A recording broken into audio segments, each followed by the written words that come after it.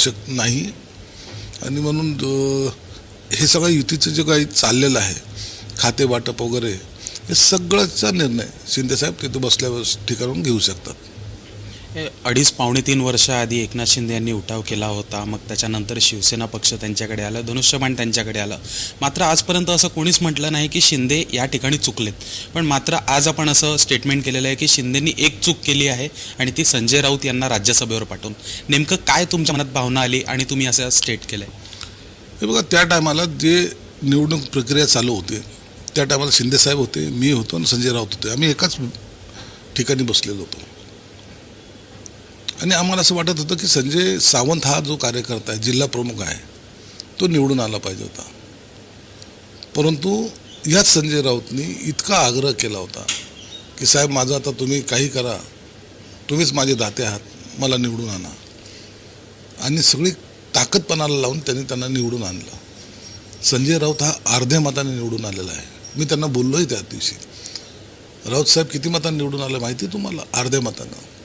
संजय राऊत जर शिंदे साहेबांनी एक थोडंसं जरी केलं असतं तर संजय राऊत हे पडले असते, राज्यसभेवर गेले नसते आणि मग त्याचा जो परिणाम आहे, तो आता जो काही बडबड करतोय, जो भुकतोय, तो भुकायला त्याला वावसुद्धा मिळाला नसतं.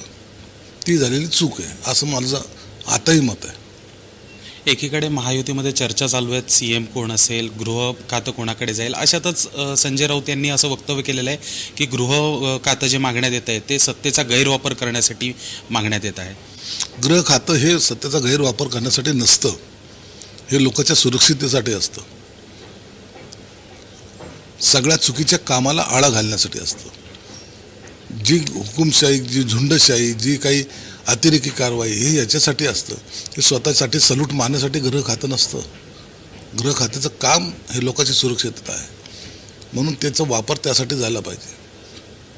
तुम्हाला सलूट मारणं, तुमच्या मागं सिक्युरिटी पळवणं यासाठी गृह खातं निर्माण झालेलं नाही आहे.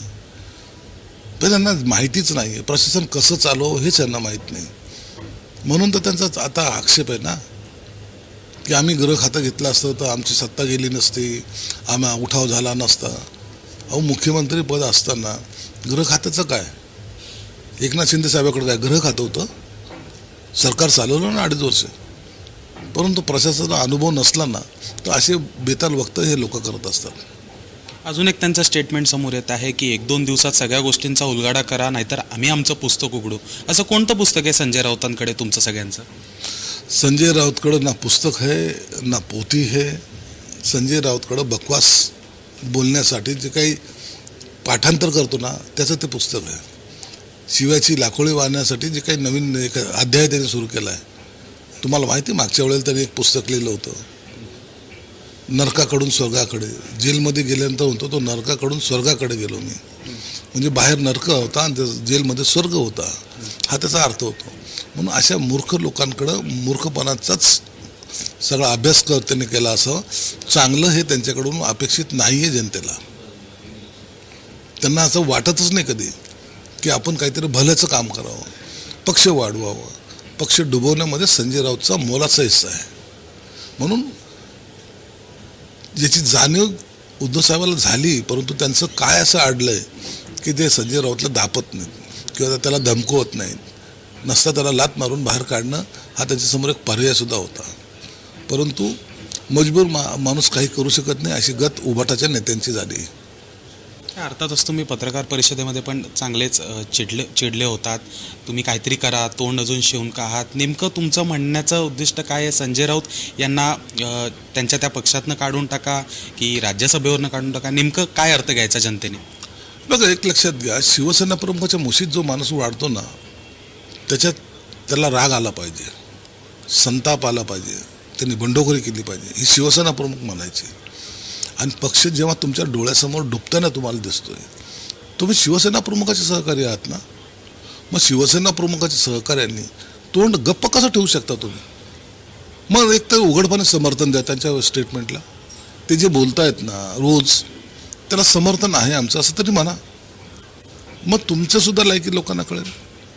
परंतु गप्प बसून पक्ष डुबताना पाहणं मला वाटतं हे पाप आहे. हे शिवसेना प्रमुखांचे शिवसैनिक असे करू शकत नाहीत. त्यांनी याच्यावर बोललंच पाहिजे. जे ज्येष्ठ नेते त्यांनी तर बोललं पाहिजे. त्यांना कसली भीती आता, त्यांना कोणती अपेक्षा आहे आता? दिवस रात्र पूर्ण जवानी याच्यामध्ये घातली, 50-50 वर्ष घातलेले लोक जर आज मूग गिळून गप्प बसत असेल तर मला वाटतं ही त्यांची इतकी मजबुरी माणसाकडे नसावी. राजकारण एकदा सोडून द्यावं, परंतु सत्य बोलावं. हे माझ्यासारखाचा जर स्वभाव असू शकतो तर मग त्यांचा का नसावा हा माझा प्रश्न आहे त्यांना. अगदी एक शेवटचा प्रश्न की महाविकास आघाडीतून शिवसेना उद्धव बाळासाहेब ठाकरे यांनी सुमारे 90 ते 92 जागा ज्या आहेत महाराष्ट्राला दिल्या होत्या, त्यातनं 20 ते 22 निवडून आलेले आहेत आणि त्याच्यातही आपलं असं म्हणणं आहे 8 ते 10 आमदार आमच्या संपर्कात आहेत. तर पूर्ण नामोनिशान मिटवायचं आणि नंतर उद्धव ठाकरे परत तुमच्यात येतील किंवा संपर्क करतील, नेमकी पुढची रणनीती काय आहे आपल्या पक्षाची? आता 20 जागा त्यांच्या निवडून आलेल्या आहेत. 5 वर्षाचा कार्यकाल जो आहे ना, विरोधी पक्षामध्ये बसणं हे परवडणारं नाही आहे. म्हणून काही आमदार आमच्या संपर्कात आहेत, तेव्हा त्यात निवडून येऊन सुद्धा चूक झाली आमची. आणि म्हणून अशा वेळेला त्यांची घालमेल जी होते ना, आता आम्ही काय करणार, मतदारसंघात कसं काम करणार, काय मिळणार आम्हाला, म्हणून ते सुद्धा पक्ष सोडण्याच्या तयारीत आहेत. पण तो आता इतकं मोठं आता आमचं संख्याबळ आहे, त्यांना घेऊन पुन्हा सत्तेमध्ये हिस्सेदारी होणार नाही. एक तर त्यांना पक्षाची स्ट्रॅटेजी काय हे समजून घ्यावं लागेल, नसतं शांतपणे 5 वर्ष काढावं लागतं. त्यांची ती मानसिकता दिसत नाही, म्हणून ते इतरत्र जाण्याची शक्यता नाकारता येत नाही. धन्यवाद.